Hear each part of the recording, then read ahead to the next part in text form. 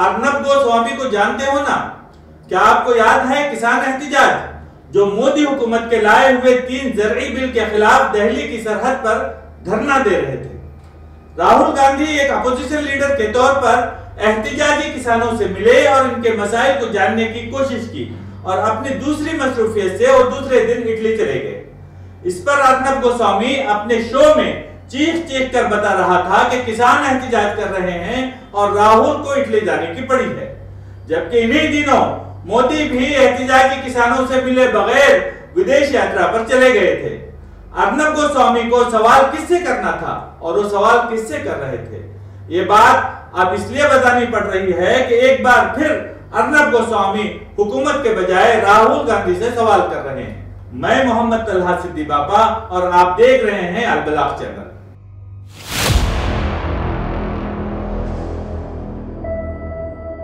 अब कुछ दिन पहले राहुल गांधी लद्दाख गए थे। वो क्यों लद्दाख गए, इस पर आगे बात होगी। राहुल गांधी लद्दाख गए और वहां पर चीनी अफवाज का हिंदुस्तानी जमीन पर किए गए कब्जे को देखा।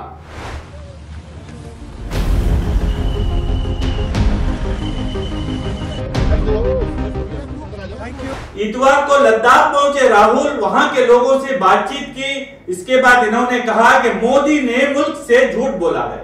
राहुल गांधी ने मीडिया को बताया कि लद्दाख के लोगों ने इन्हें बताया है कि चीन ने इनकी चरागाहों पर कब्जा कर लिया है और हम अपनी चरागाहों पर नहीं जा सकते। राहुल गांधी ने मोदी के इस दावे को तनकीद का निशाना बनाया कि चीन ने हिंदुस्तान की एक ही जमीन पर भी कब्जा नहीं किया है, ये झूठ है।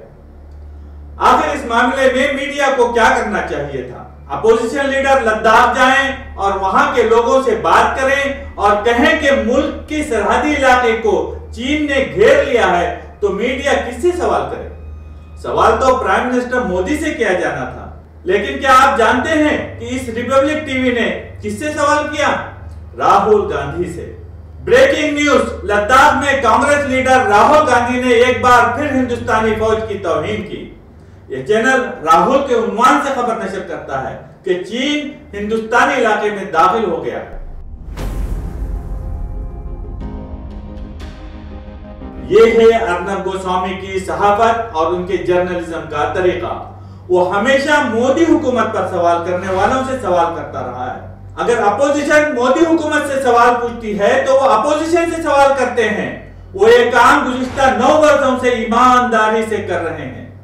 लद्दाख के इस वाकये से एक हफ्ता कबल आसाम बीजेपी के वजीर आला हेमंत बिस्वा शर्मा ने भी ऐसा ही बयान दिया था। इन्होंने कहा कि फौज मणिपुर के मसले का हल नहीं है, ये कुछ भी हल नहीं कर सकती। Army will not able to solve anything. They will only able to temporarily quiet or temporarily bring some peace in a given situation. अगर आप सोच रहे हैं कि क्या ये बयान भारतीय फौज की तौहीन है, तो यह गलत है। रिपब्लिक टीवी फैसला करेगी कि बयान फौज की तौहीन है या नहीं। बयान देने वाले शख्स को देखकर रिपब्लिक टीवी का मौक़िफ़ बदल जाता है। अगर राहुल कहते हैं तो ये फौज के लिए शर्म की बात है, अगर हेमंत बिस्वा कहते हैं तो ये फौज के लिए एजाज की बात है। यही वजह है कि रिपब्लिक टीवी ने अब तक हेमंत बिस्वा शर्मा के बयान पर सवाल उठाने वाली एक भी खबर नशर नहीं की है। ऐसे ही करंट टॉपिक पर अपडेट के लिए सब्सक्राइब कीजिए अलबलाग चैनल। वैसे मुझे मालूम नहीं कि ये रिपब्लिक टीवी को याद है या नहीं, राजनाथ सिंह ने 2020 में कहा था कि चीनी अफवाज हिंदुस्तान की सरजमीन से पीछे हट रही हैं। इसका क्या मतलब है? क्या ऐसा नहीं है कि चीनी अफवाज हिंदुस्तान में दाखिल हो गई थी? रहा यह सवाल कि राहुल गांधी लद्दाख क्यों गए थे। राहुल गांधी सियाहत के लिए लद्दाख नहीं गए, बल्कि इन्हें लद्दाख जाने पर मजबूर किया गया। वो कैसे, ये किस्सा सुनिए। हालिया पार्लियामेंट के मानसून सेशन में तहरीक आदम एतिमाद के दौरान मणिपुर पर तकरीर करते हुए राहुल गांधी ने याद किया कि वो भारत जोड़ो यात्रा के दौरान कन्याकुमारी से कश्मीर गए थे। बीजेपी के सांसदों ने तकरीर के दौरान राहुल पर तंज करते हुए पूछा कि क्या आप लद्दाख गए थे? राहुल गांधी इस तंज को मस्बत अंदाज में लेते हुए कहा, मेरी भारत जोड़ो यात्रा खत्म नहीं हुई, मैं लद्दाख भी जा रहा हूं। इसी पस मंजर में राहुल लद्दाख पहुंचे। नहीं, लद्दाख को मैंने नहीं छोड़ा। यात्रा अभी खत्म नहीं हुई है, यात्रा जारी है और जरूर लद्दाख आएंगे, घबराइए मत। अब ये नौबत आ गई है कि जो बात बीजेपी छुपा के रखना चाहती थी, वही बात बीजेपी और जाफरानी टोले की ऊंची हरकतों से मंजर आम पर आ गई। अब जाफरानी टोले की हालत ऐसी है कि अपने ही हाथों अपने पैरों पर कुल्हाड़ी मार रहे हैं। बीजेपी के सांसद न लद्दाख की बात छेड़ते, न राहुल लद्दाख जाते और चीनी अफवाज की हिंदुस्तानी जमीन की सच्चाई दुनिया के सामने लाते। माजी में अमित शाह से लेकर बीजेपी के मकामी लीडरान तक सभी राहुल गांधी को पप्पू कहकर मजाक उड़ाते थे। बीजेपी का आईटी सेल वक्तन फौक्तन इस इस्तिलाह का इस्तेमाल करता रहता था, लेकिन आज बीजेपी का आईटी सेल इस पप्पू वाली इस्तिलाह को याद ही नहीं कर रहा, जैसे वो इसको भूल ही गया हो। नहीं बनाएंगे पप्पू को, हारने का डर लग रहा है। बीजेपी का आईटी सेल ही नहीं, बीजेपी का कोई फर्द आज पप्पू का लफ्ज इस्तेमाल नहीं कर रहा है। बीजेपी और जाफरानी टोला इस बात से परेशान है कि राहुल अपने खिलाफ की गई ट्रोलिंग को कदम ब कदम आगे बढ़ने के लिए इस्तेमाल कर रहा है। राहुल हर चीज को चैलेंज समझकर कबूल करता जा रहा है।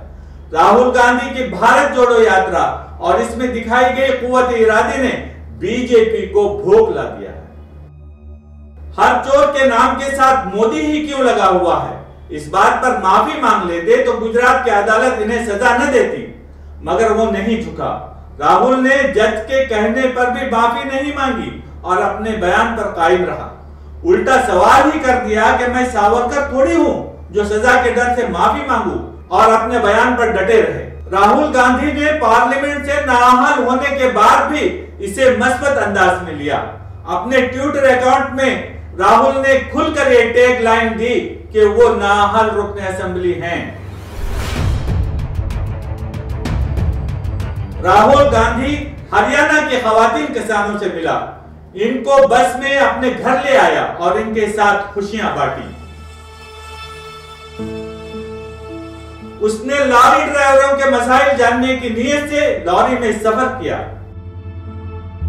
राहुल गांधी रोते हुए गरीब टमाटर बेचने वाले रामेश्वर की वीडियो देखकर इसे ढूंढते हुए दिल्ली की तरकारी मार्केट में पहुंच गया। रामेश्वर को बड़ी कोशिशों से ढूंढ निकाला, इसकी पूरी फैमिली को अपने घर लाया और इनके मसाइल को जाना। इस गुफ्तगू को बीजेपी के आईटी सेल ने ट्रोल करना शुरू किया तो बीजेपी की ट्रोलिंग ने रामेश्वर के साथ हुई राहुल की गुफ्तगू को पूरे हिंदुस्तान को सुनने का मौका अता किया। अब हालात ऐसे हो गए हैं, बीजेपी की राहुल गांधी पर तनी गई हर एक मनफी बात राहुल गांधी के लिए शोहरत हासिल करने का जरिया बनती जा रही है। राहुल की ट्रोलिंग पर किए गए पोस्टर्स और इसको नीचा दिखाने की चीजें बनाने में अब भी बीजेपी का आईटी सेल मशगूल है, लेकिन बीजेपी का आईटी सेल इन बातों को अवाम तक पहुंचाने में कामयाब नहीं हो रहा है। अवाम अब हकीकत जान गई है और बीजेपी की ऐसी चीजों को फॉरवर्ड नहीं कर रही है। अब अर्नब गोस्वामी की चीख पुकार भी आरएसएस और बीजेपी पर उल्टी ही पड़ने लगी है। आगे आगे देखिए होता है क्या। अब तक सिर्फ इतना ही, आगे फिर कोई और इश्यू लेकर आपके रूबरू हाजिर होंगे। उस वक्त तक के लिए अल्लाह हाफिज।